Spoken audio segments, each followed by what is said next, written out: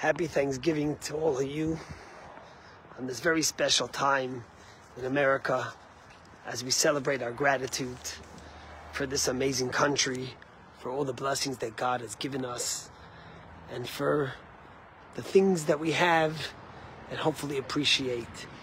As a Jew, Thanksgiving takes a special place in who we are.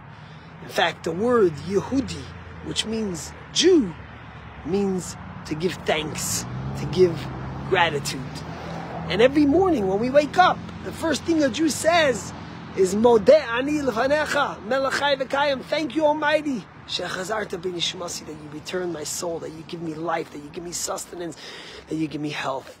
And this year, we're extra thankful because in times of crisis, in times of challenge, in times of hardship, we recognize the things that are so valuable and dear to us. The first thing we're thankful for is that we're Jews. We're thankful that God chose us to be the people that we are, to be His people. We're thankful that we cherish life. We're thankful that we protect our citizens. We're thankful that every human being and every life is so valuable to us. As Hamas himself testifies, that we celebrate dying and the Jews celebrate living. The fact that Israel will do anything, sometimes painful, to bring its hostages home. Each one is unique. Each one is a life of its own. We're thankful that we seek life, that we seek love, that we seek to build, that we seek to create, that we seek to give. That's what we're thankful for. We're also thankful for the United States, for being the ally it is of the Jewish people and of Eretz Yisrael. The fact that America helps and stands with us and sends us what we need and fights terror as we do and supports us in our war against terror. We're so thankful for that. We're also thankful for all those around the world that have supported Israel, Gentiles, non-Jews, who have stood with Israel and have reached out to their friends, to their colleagues, and said, we stand with you, we condemn unconditionally terrorism and hate, and we stand with Israel's not just right to exist, but right to flourish. We don't forget those people. We're grateful for them. Today, I also read a remarkable article about amazing doctors from all over America that right after October 7th volunteered to come to Israel and to volunteer to help in a time of war, in a time of crisis. And over 7,000 doctors, accomplished, successful doctors, have volunteered to come spend time in Israel to help the Jewish people in a time of need. And already over 200 doctors have come to Israel in all fields and of all levels. And in fact, I was reading this article, and one of the doctors it mentioned was a Dr. Jeffrey Foreman, who's 30 years of rehabilitation expert in Tufts Medical Center. And he came to Israel, to Sheba Rehabilitation Center, to help soldiers who need rehabilitation. And he said how proud he is to do this. How amazing this is for him that he is able to help his people in a time of need. We're so grateful for that. In fact, it's by no coincidence that in this week's Torah portion, we read about Jacob and Leah's and Rachel's children. And the first child is Reuven, then Shimon, then Levi, and the fourth child is Yehuda, which means Apam Modeh Hashem, I'm going to be grateful. And that's, of course, where we get the name, to be Jewish. But the word Yehuda and Modeh doesn't just mean thank you. It means to admit. You see, in America, what do we say? What's the greatest honor you could have? To be a self-made man.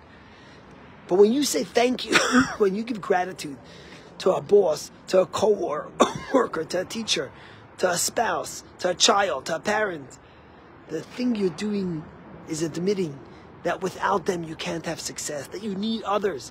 And that's why in Hebrew the word modim anachnu lach and moda ani, which means thank you, also means to admit. Because when we have gratitude, when we say thank you,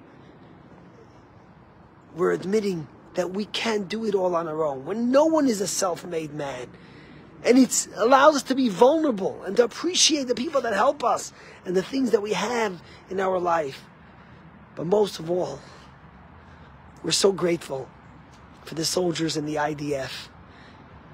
These heroic mothers and fathers, sisters and brothers, sons and daughters who get up every morning and who leave their family for 4 weeks, 6 weeks, 2 months, 3 months, and stand on the front line in danger for one reason, because they're the boots on the ground to protect not just the Jewish people in Israel, to protect the Jewish people all over the world.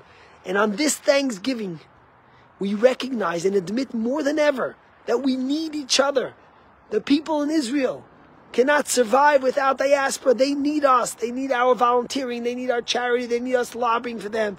We realize that we can't survive without Israel. We realize that if you're secular or religious, you need each other. You realize if you're Sephardi or Ashkenazi, wherever you stand, we give thanks today and we admit in these vulnerable and challenging times of our people that we recognize now more than ever that we're one people and we need each other to succeed. My friends, there's so much to be thankful for, even in these most trying times. And let me say one last thing.